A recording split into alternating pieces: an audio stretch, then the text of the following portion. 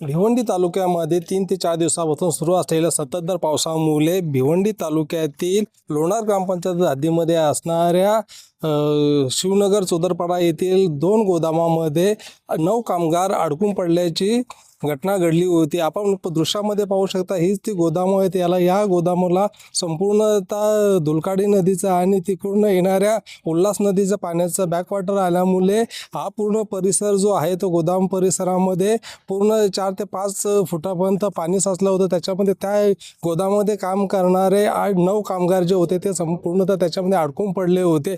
2 ते 3 दिवसापासून अडकून पडलेले कामगार हे बाहेर निघण्यासाठी खूप रिस्की असल्यामुळे त्यांना बाहेर निघणं शक्य नव्हतं। परंतु आज ग्रामपंचायत प्रशासनाच्या वतीने भिवंडी महसूल प्रशासनाला ही माहिती दिली असता तहसीलदार अभिजित खोले यांच्या मार्गदर्शनाखाली फायर ब्रिगेडच्या मदतीने येथे अडकलेल्या 9 कामगारांना सुखरूप करण्यामध्ये महसूल प्रशासनाला तसेच फायर ब्रिगेड प्रशासनाला यश आले आहे। आपण ज्या ठिकाणी होतो असं ठिकाण आहे मुंबई नाशिक महामार्ग आणि कल्याण पडगाव महामार्ग यांना जोडणारा जो सोनाले बापगाव हा रस्ता आहे, त्या रस्त्यावरती ही घटना आहे।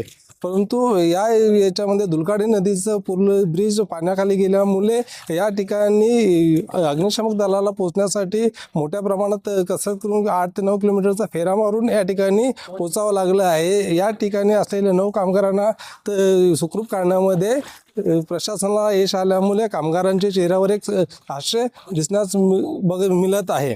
नरेश पाटील, न्यूज 18 लोकमत, भिवंडी।